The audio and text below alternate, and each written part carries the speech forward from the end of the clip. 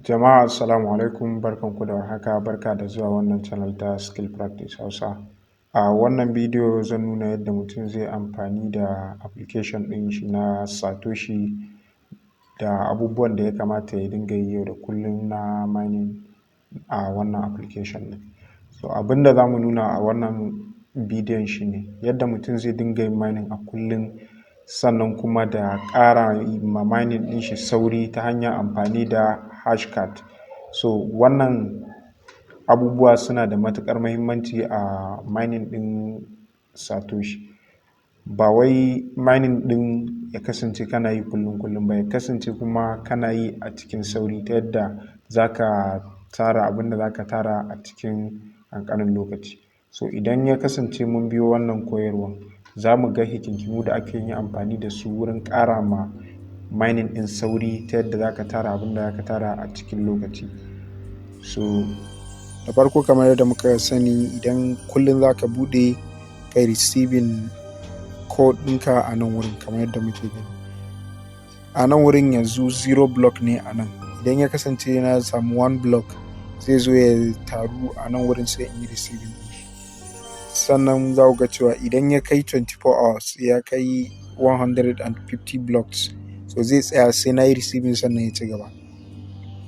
Abu na biyu shine testnet transfer. A nan wurin za ku ga yanzu na yi testnet transfer bayan awa 14 da minti 40 zai ba ni dama in ƙara yi in yi receiving 3k hash kamar yadda za ku gani a nan, wanda zai ƙari a my hash ɗina sai ya ƙara yawa.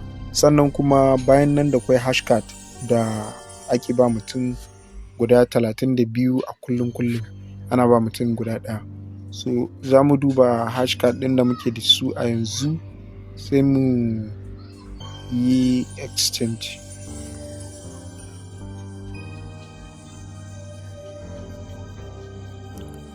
A nan wurin yanzu wannan hashcard ɗin na yi initiating wannan hashcard ɗin, sannan sun zo wannan ya cika zan yi executing. Amma abin da ya kamata mu duba a nan wurin shine wannan na yi initiating ant card, wannan ya zo ya yi joining da ant card, wannan shi ma haka, wannan haka.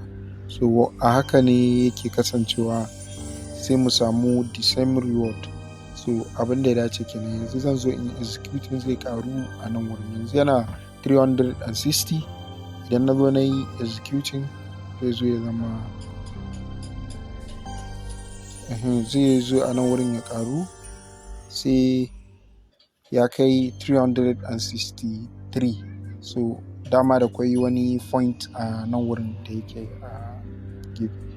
To sannan za mu zo mu yi initiating wannan witness card ɗin. Sabon kati ne da ya kasance na samu a yau. So zan yi initiate 5 people sai yanzu in shiga initiate. Adadin mutanen da ka sa shine yake nuni akan adadin hashcard da katin ka zai yi generating a nan. So na yi initiating wannan yanzu ya zo ya sa 15. So idan na zo na yi copy sai in je ni telegram sai in zo rubuta witness card.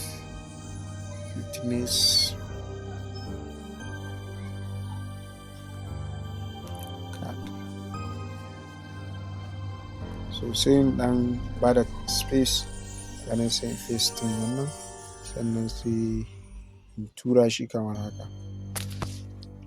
Za mu try dropping.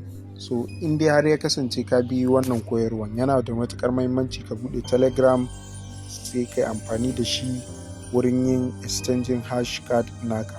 So saboda telegram yana da groups na telegram ɗin suna da adadin mutane da yawa, zai taimaka kwarai sosai.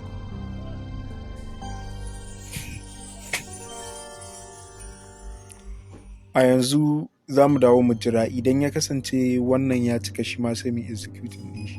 Shi ma wannan za mu iya copy sai mu je mu tura kamar yadda muka yi a wancan. Sannan za ka iya zuwa a waɗansu groups ɗin na telegram ka tuttura ta yadda ya kasance ba group ɗaya kake amfani da shi ba. A nan wurin yanzu idan muka yi amfani da sauran groups da muke da shi a telegram channels ɗin nan, zai ba mu dama mu executing wannan hashcard ɗin a cikin sauri. abin da nake nufi a nan shine yanzu nan muna da witness card, sai yanzu in ɗauke shi in zo in sa shi a wannan group ɗin in paste, sannan sai in shiga wani group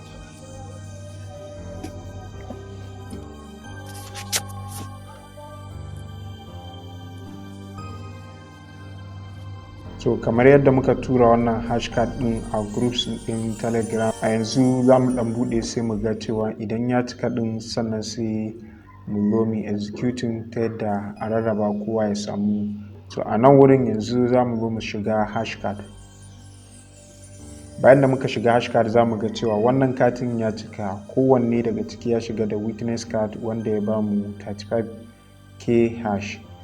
So sai mu zo mu shiga execute a nan sama, sannan sai mu confirm. Wannan shine a takaice a game da yadda mutum zai amfani da waɗannan hashcard ɗin. Kamar yadda muka sani wannan hashcard ɗin a kullum za a baka guda ɗaya tsawon kwana 32, ma'ana kwara 32 kenan.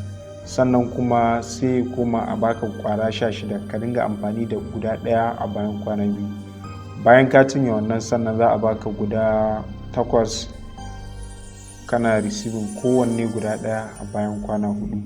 Sannan kuma idan ka cinye wannan za a kuma ana baka ɗaiɗai, za a baka guda 4 kullum kana karɓar ɗaya a bayan kwana 8. Idan ka cinye wannan za a baka guda 2 a cikin kwana 16. Duk bayan kwana 16 za a baka guda ɗaya, ma'ana guda 2 a kwana 32. Idan ka yi amfani da waɗannan guda 2 sannan za a baka guda ɗaya a cikin kwana 32. Za ka yi amfani da guda ɗayan. Idan ka yi amfani da wannan shikenan ka cinye hashcard ɗinka, sai dai ka yi amfani da na testnet. So wannan shine a takaice a game da hashcard. So mutum ya amfani da wannan hashcard ɗin kafin daman ta wuce, lokaci ne yake tafiya. Wannan shine a takaice a game da yadda mutum zai amfani da hashcard. Allah ya ba mu sa'a.